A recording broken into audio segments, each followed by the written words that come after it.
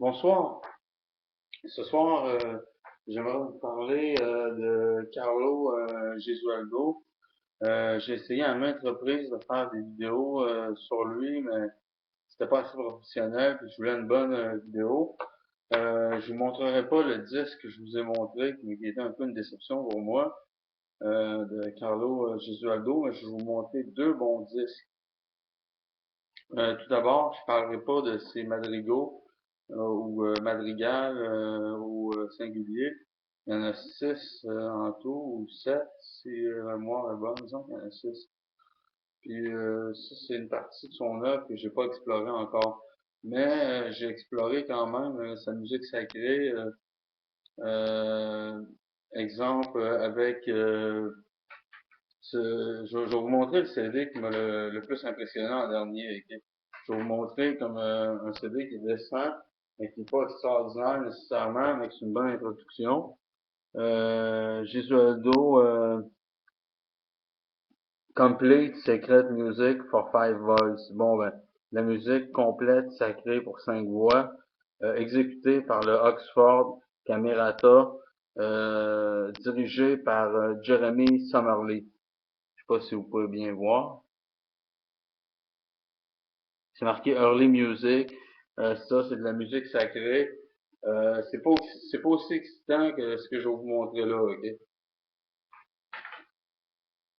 Ok, ici, j'ai un Gesualdo que vous voulez avoir. C'est sur Erato Veritas. C'est un CD double. Euh, l'ensemble qui chante, c'est l'ensemble Assay Voicey, qui veut dire à six voix. C'est un ensemble français très bon.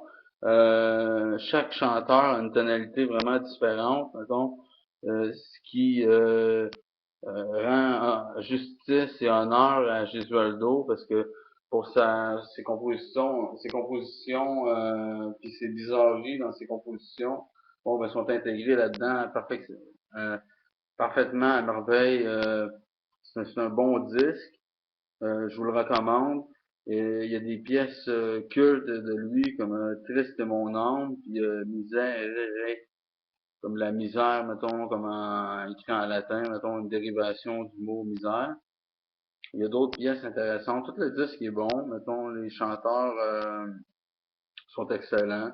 Les six chanteurs, ils chantent vraiment comme très bien. Puis c'est pas monotone, là, comme l'autre disque que je vous avais montré dans une autre vidéo précédente. Le disque qui était sur Out There Records, mettons, bon, je l'avais pas aimé, puis il était plus cher. Il était le double que j'ai payé pour ce disque-là. Ce disque-là, je l'ai payé 17 plus taxes. Puis le premier disque de Gesualdo que j'avais acheté, que je vous avais montré, bon, je l'avais payé quasiment 50 ok. Puis pourtant, c'était pas, je comparais à ça. Il est vraiment bon, ok.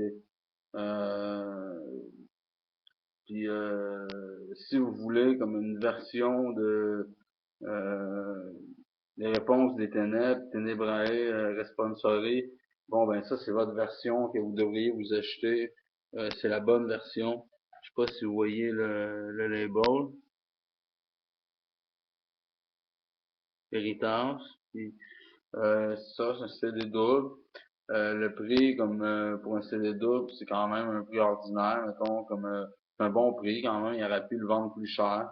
Et c'est une des meilleures versions que j'ai, parce qu'il y avait une version aussi de euh, les leçons des ténèbres, Ténébrae Responsori, qui était à 10 seulement. Mais la version à 10 était un peu terne comparée à cette version-là, qui est vraiment, qui est un stand-out, mettons, qui ressort sur les autres versions. Mettons, ça, c'est comme la meilleure version. C'est pas une version à 50 c'est pas une version à 10 c'est une version à 17 Bon, ben, c'est une bonne version de Gesualdo, là. Puis c'est tout ce que j'avais à dire sur le sujet, à part que je pourrais rajouter que les informations qui sont mentionnées dans le CD sont très intéressantes. dans le CD sur Veritas, puis les textes sont en français. C'est intéressant ça parce que même si moi je suis quand même bilingue, je suis capable de comprendre l'anglais, il y a quand même des termes des fois qui m'échappent, des termes de musique particuliers, puis en français, mettons, je comprends mieux. Puis c'est ça, mais ça, c'est pas un obstacle, mettons, quand c'est écrit juste en anglais. C'est juste, ça me fait un peu chier. Mais comme là, pour l'instant, mettons, j'ai quand même deux bons disques de Gisualdo. Puis le troisième disque, j'avais acheté, en fin de compte, je l'ai donné parce que j'étais trop déçu. C'était un peu monotone, puis j'ai pas pu apprécier Gesualdo à sa juste valeur, mettons, de compositeur éclectique. Puis ben, c'est tout, je vous laisse là-dessus.